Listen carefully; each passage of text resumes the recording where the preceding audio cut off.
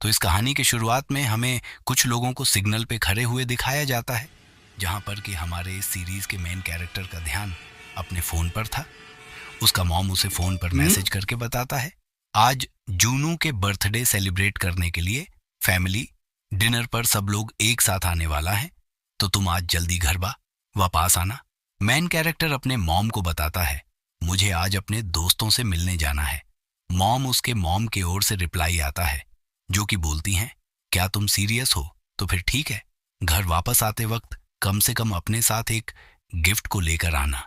Main character बोलता है, लेकिन मैं क्यों? इसी के साथ हमें दिखाया जाता है कि सिग्नल ग्रीन हो जाता है और इसी बीच उसके फोन पर उसके फ्रेंड का मैसेज आता है, जो कि बोलता है, सोहो, आखिरकार तुम कहाँ पर हो? हम सभी यहाँ पर मौजूद हैं। सिर्फ तुम ही नहीं हो। हमारा मेन कैरेक्टर, जिसका पूरा नाम पार्क शो होता है, वो बोलता है, सॉरी, आज तुम लोग अकेले एंजॉय करो। दूसरे ओर से रिप्लाई आता है, रुको, तुम अचानक पीछे क्यों हट रहे हो? चलो भी मैं तुम्हें रेमन खरीद के दूंगा। सोह बोलता है, माफ करना, कल फिर मिलेंगे।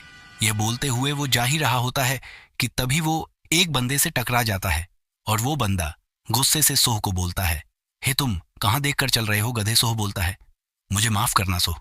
उस बंदे को मन ही मन गाली देते हुए बोलता है, मेरा आज का दिन वैसे ही बहुत ही खराब जा रहा है, आखिरकार वो मुझसे क्यों टकराया? और फिर आगे सोचते हुए बोलता है, जोन को आखिरकार क्या पसंद आएगी? यह सोचते हुए वह जा ही रहा होता है कि तभी अचानक पूरे शहर में भूकंप आने लगता है, जिसकी वजह से लोगों के बीच सरवरी मच जाता है और वो लोग बोलता है, आखिरकार वो साउंड क्या था? क्या वो भूकंप था? और तभी हमें आसमान से बिजली के रफ्तार में कुछ गिरते हुए दिखाया जाता है, जो कि सीधा आकर शहर के बीचों बीच बहुत ही जोरदार धमाका करता है। इसकी वजह से बहुत सारी गाड़ियां उड़ जाता है और लोग हर वरी से वहां से भागने लगता है। फिर एक और लाइटनिंग स्टैक एक बिल्डिंग पर होता है, जिससे पूरा बिल्डिंग ही टूट जाता है।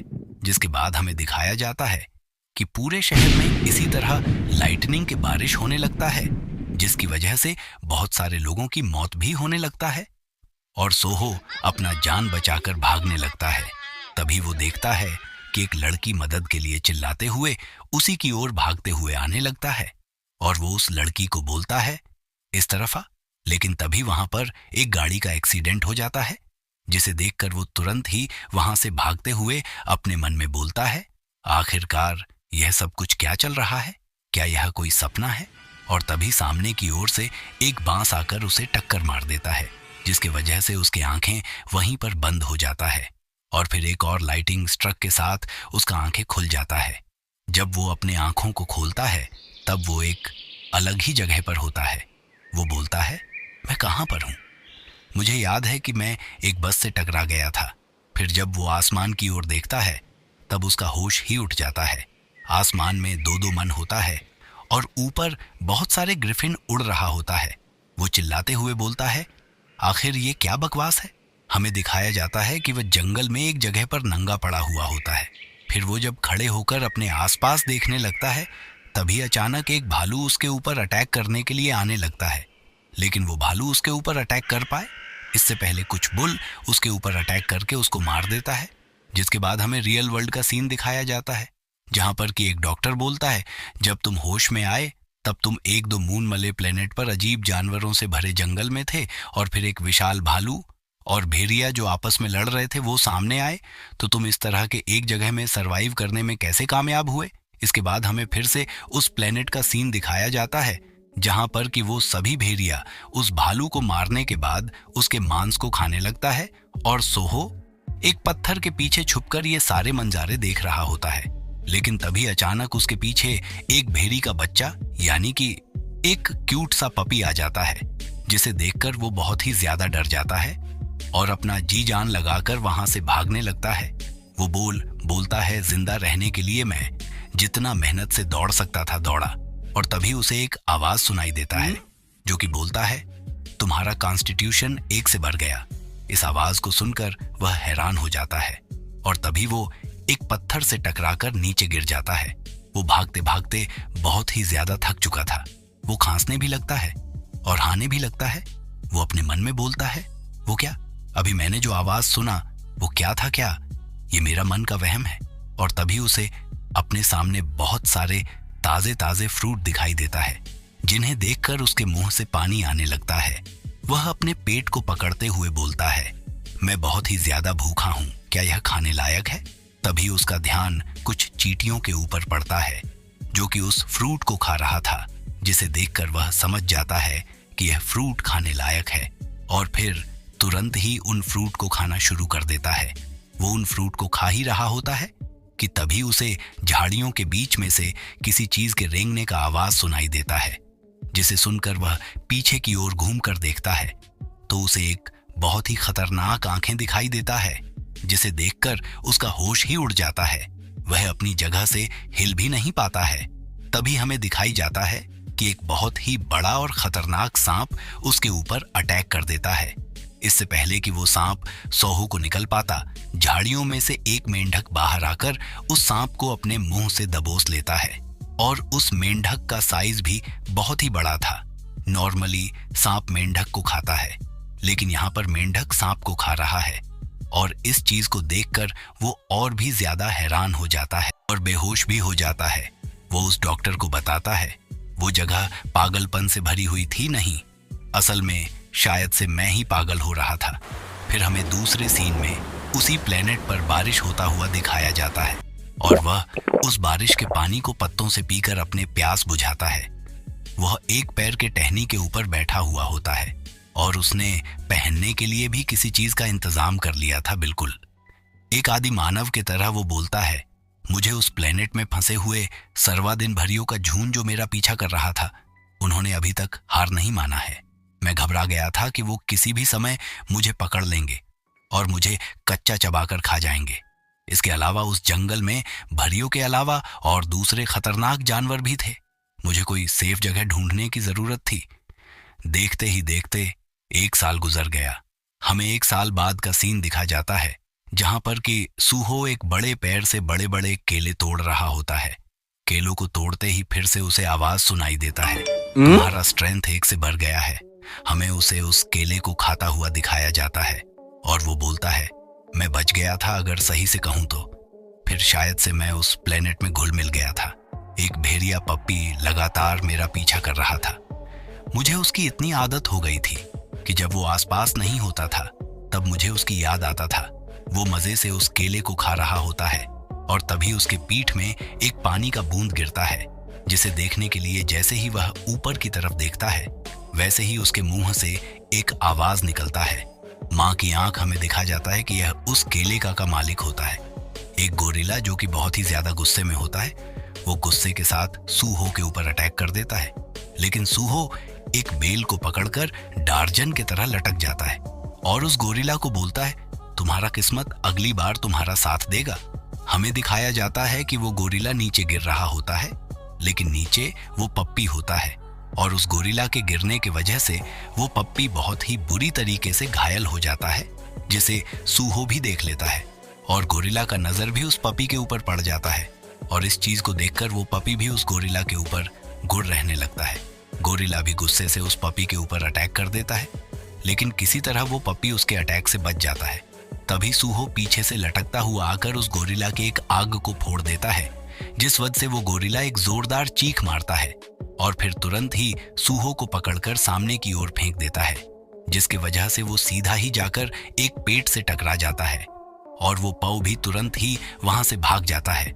सूहो बुरी तरीके से घायल था, लेकिन वो अब भी होश में था।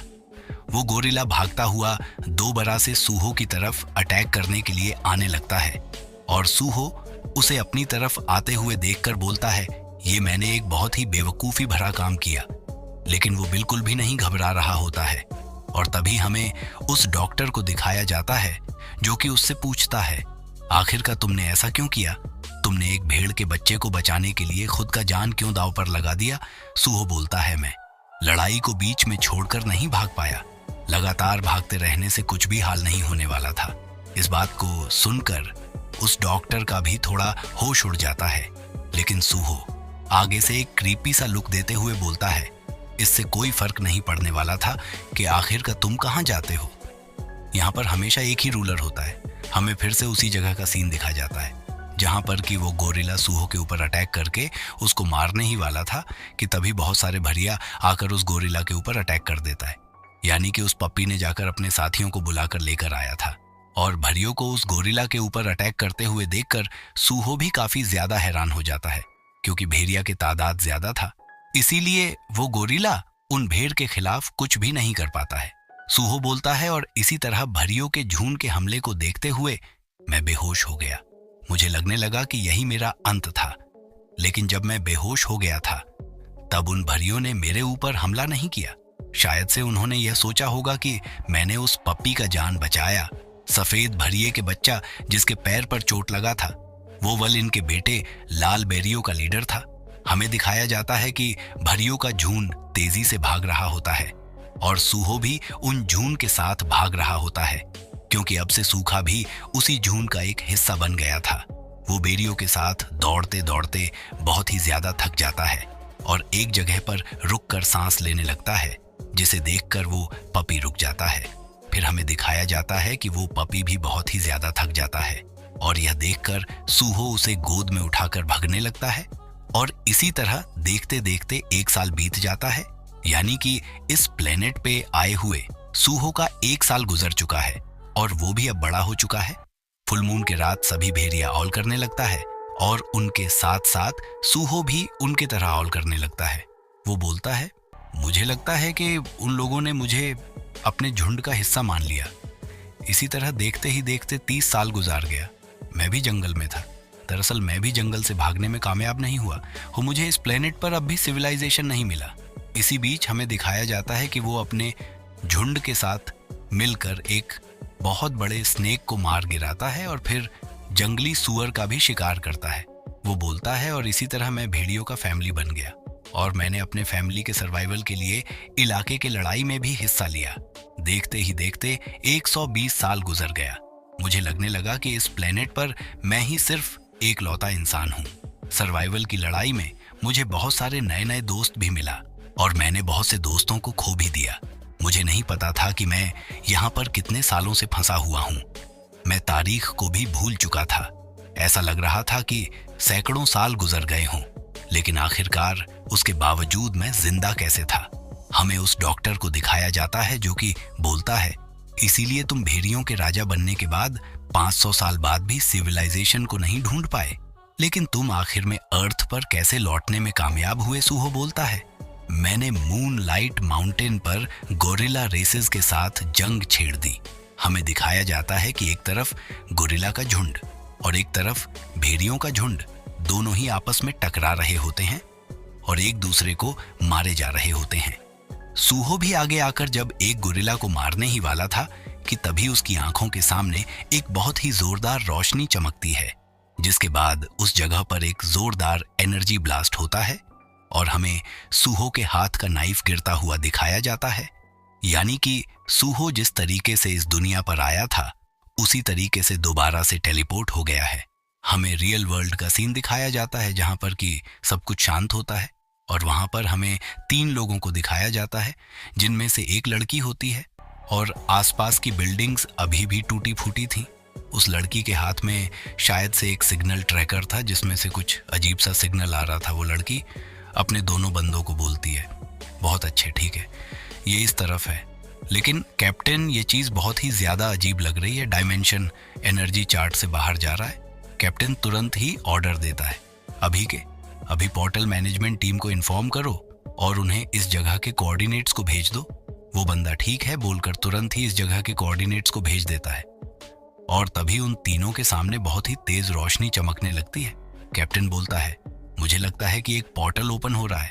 हम नहीं जानते हैं कि उसके अंदर से क्या निकलने वाला है, जल्द से जल्द पीछे हटो।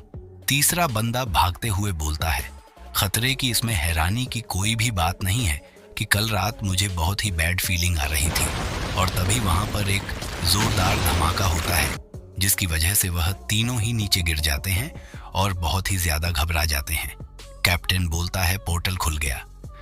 तीसरा बंदा भी बहुत ही ज्यादा घबराते हुए बोलता है, अरे नहीं, मैं यहाँ पर मरना नहीं चाहता हूँ। लेकिन हमें उस लड़की को दिखाया जाता है जो कि अपने ब्लेड को बाहर निकालते हुए बोलती है, मैं हम सबके लिए समय निकालूंगी, इसीलिए भागना शुरू करो। कैप्टन ब्यूरो पे कॉल करते हुए बोलता है, प्लीज जल्द से जल्द हमारे लोकेशन पर इमरजेंसी बैकअप भेजिए। और दूसरी तरफ वो लड़की उस पोर्टल की तरफ देखते हुए बोलती है, चलो बाहर निकलो, मैं तुम्हें टुकड़े टुकड़े कर दूंगी। हमें दिखाया जाता है कि उस पोर्टल में से सूहो बाहर आता है और सूहो को देखकर वो लड़की बहुत ही ज्यादा हैरान होते हुए बोलती है, क्या एक इंसान, लेकिन मेरी बॉडी उसे देखकर शेक क्यों कर रही है। हमें दिखाया जाता है कि सूहो वहां पर एक बहुत ही जोरदार चीख मारता है और इसी के साथ वो